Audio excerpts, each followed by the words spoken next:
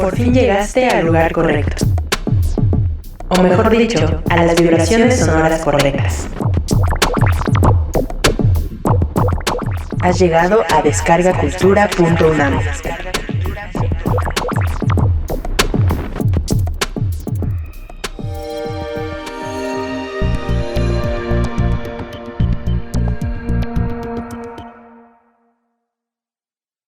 Hola, ¿qué tal? Estamos muy contentos de estar en este nuevo episodio de descargacultura.unam. Yo soy Isaac Regalado y como siempre me acompaña mi amiga Paola Famitsai en este viaje por Descarga Cultura. Pero esta vez nos emociona muchísimo este episodio porque hoy nuestra invitada es muy especial.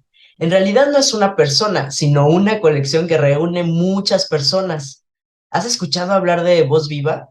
Pues en descargacultura.unam consideramos esa colección como nuestra hermana mayor, nuestra mamá o casi nuestra abuela, porque su historia se remonta a finales de la década de los 50 del siglo pasado. Es decir, es un precedente fundamental para lo que hacemos en Descarga Cultura. Así es, Isaac. Y bueno, la importancia de Voz Viva radica, entre otras cosas, en que en ella podemos escuchar las voces de grandes personajes de la literatura en español compartiendo su propia obra.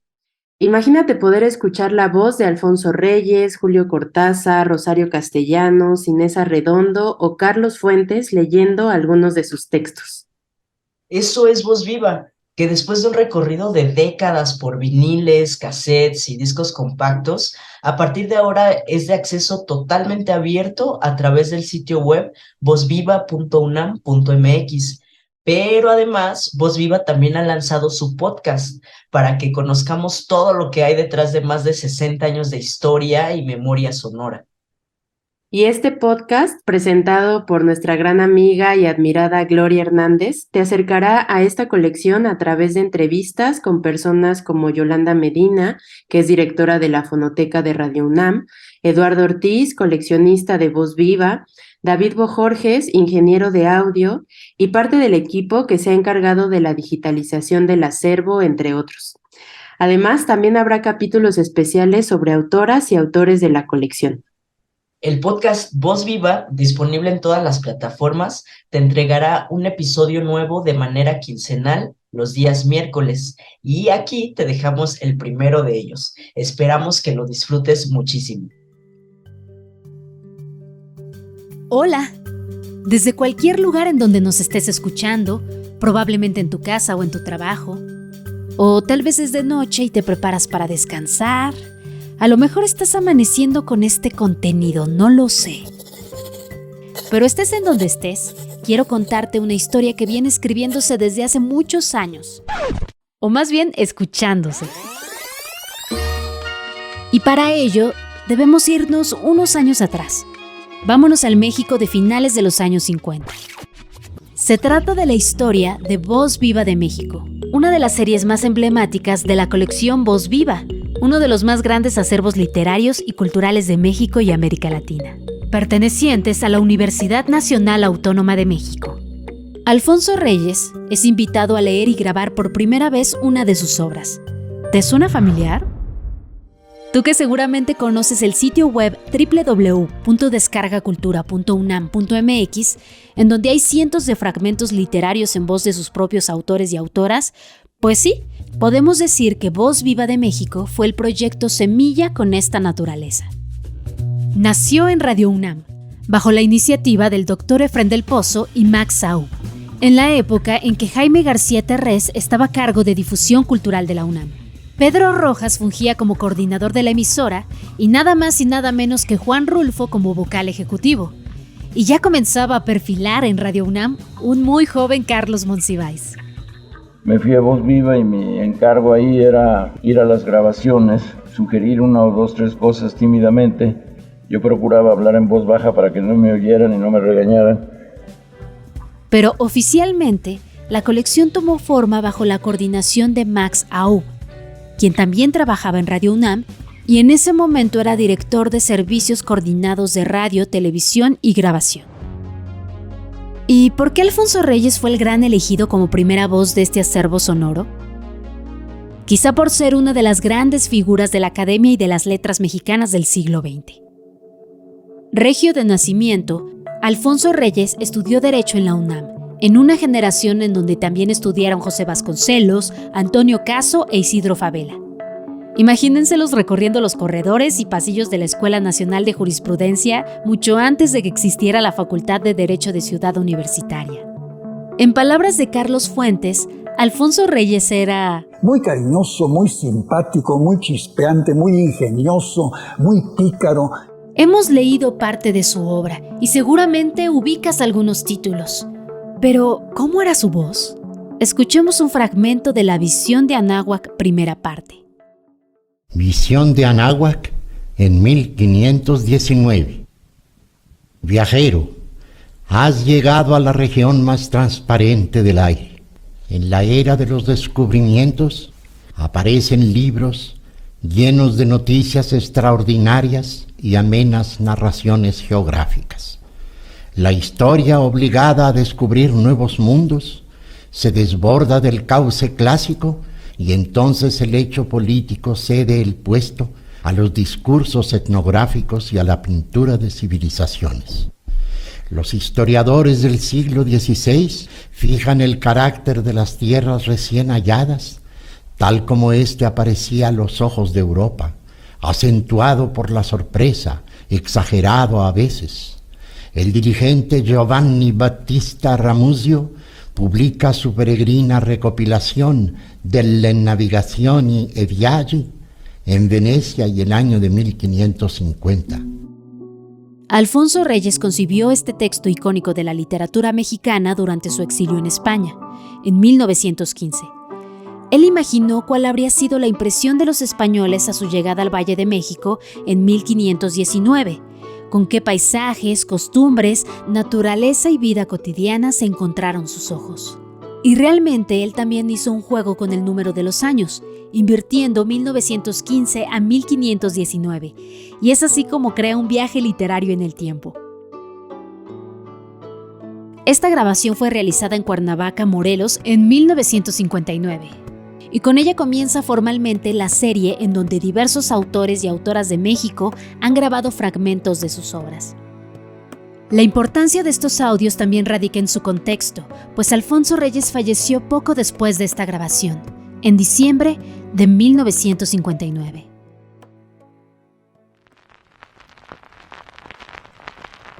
Como la gran mayoría de las producciones sonoras de la época, las primeras grabaciones de Voz Viva de México se hicieron en cinta de carrete abierto. De 1959 a 1980, se realizaron más de 100 números de esta serie. En ese momento, Radio UNAM adquirió una grabadora Ampex portátil. Es por ello que la grabación de Alfonso Reyes pudo hacerse en Cuernavaca.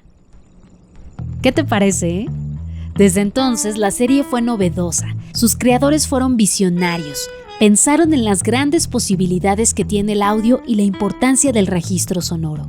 Así lo explica Yolanda Medina, jefa de departamento de la Fonoteca Alejandro Gómez Arias, de Radio UNAM. Y bueno, las primeras grabadoras tenían la posibilidad de ser transportables. Yo te cuento que la primera grabadora de carrete abierto que se compró en la universidad fue para grabar Voz Viva de México, Alfonso Reyes. Una vez grabadas, las primeras ediciones de Voz Viva de México se lanzaron en discos de acetato. Sí, exacto, los famosos vinilos. Estas ediciones cuentan con un cuadernillo con una presentación.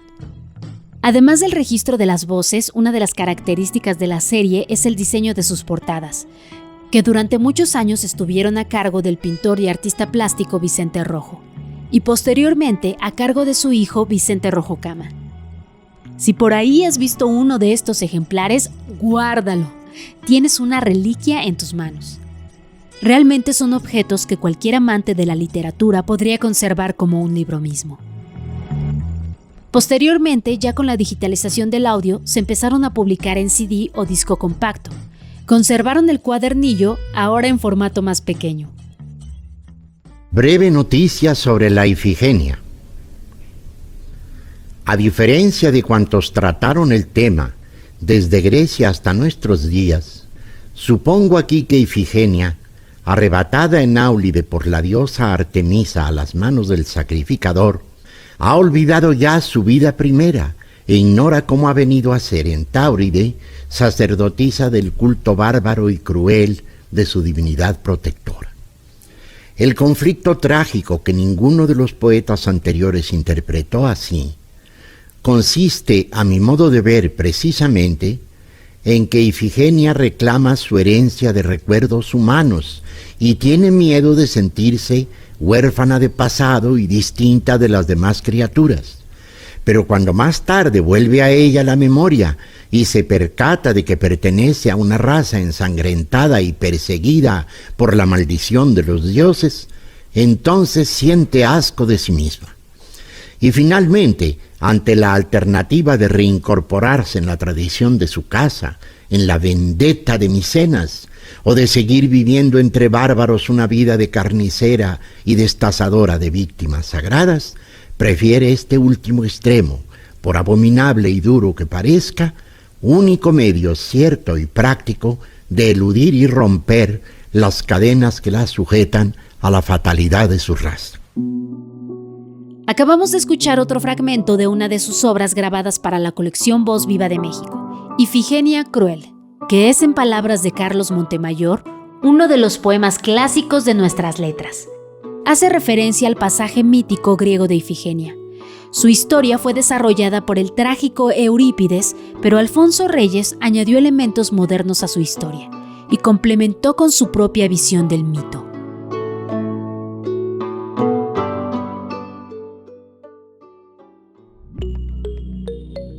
Voz Viva de México es una de las series que conforman el gran universo de la colección Voz Viva.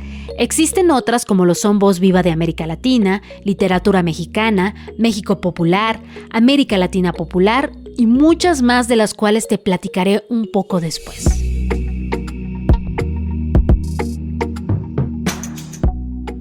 Esta colección surgió en paralelo al proyecto Poesía en Voz Alta de Casa del Lago, movimiento encabezado por Jaime García Terrés, en el que participaron Juan José Arreola, Leonora Carrington, José Luis Ibáñez, entre otros.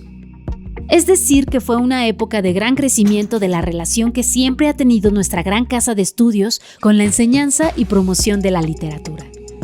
Así lo explicó José Luis Ibáñez en este audio de descargacultura.unam, que nos habla de esta época y de los inicios de Poesía en Voz Alta. Una experiencia que se originó en la Dirección de Difusión Cultural de esta institución, de la Universidad Nacional Autónoma de México, que entonces tenía su sitio en el 10º piso de la Rectoría y en un lugar que con el tiempo históricamente ha resultado un sitio que en su tiempo, en los años 50, cuando se abrió esta ciudad universitaria, fue reuniendo poco a poco a todas las actuales glorias de la literatura y de las artes de México que colaboran con esta institución. Después de las grabaciones de Alfonso Reyes, en la colección Voz Viva de México siguieron las de otros grandes escritores y escritoras mexicanas, por ejemplo, Carlos Pellicer, los grupos de palomas, notas, claves, silencios. Rosario Castellanos. Gasta tus años componiendo este rompecabezas sin sentido. Juan Rulfo. Hay un sargento que no quiere oír hablar nada de ti. Margot Glantz. Y si acompañaba yo a mi padre por la calle, la gente decía, mira, ahí van Trotsky y su hija. Juan García Ponce. Por encima de cualquier cosa adoraba la confusión y el misterio. Elena Poniatowska. En la cartonería duré como 2 años. Etcétera, etcétera.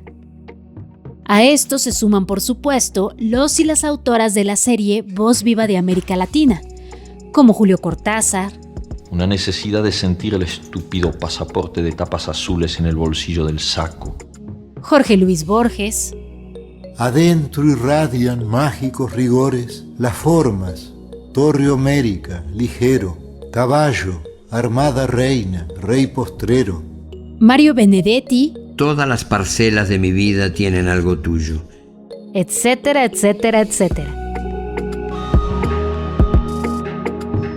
Cada que escuches uno de estos fragmentos, estás escuchando parte del acervo sonoro considerado patrimonio cultural en el Registro de Memoria del Mundo, reconocimiento que le otorgó la UNESCO en 2005 por la labor ininterrumpida de edición y preservación de documentos orales durante 45 años. Ahora ya son casi 65. Y sí, definitivamente, Voz Viva de México es uno de los acervos sonoros más valiosos de la literatura mexicana. Su desarrollo ha acompañado la formación y metamorfosis de la propia universidad y sigue y seguirá creciendo. Así es que tenemos tela de dónde cortar. Todos y cada uno de estos audios formarán parte de la materia prima de este podcast. Y si prefieres disfrutarlos así solitos, como originalmente fueron concebidos, ya puedes hacerlo desde vozviva.unam.mx, una atractiva y funcional plataforma de acceso libre y gratuito. Te dejamos el enlace en la descripción del capítulo. Y prepárate, te estaremos dando más sorpresas. Pero definitivamente, los audios no serían nada sin la audiencia. Así es que no me queda más que agradecerte por formar parte ahora de esta serie a través de tu escucha. Hasta la próxima. Nos seguiremos escuchando.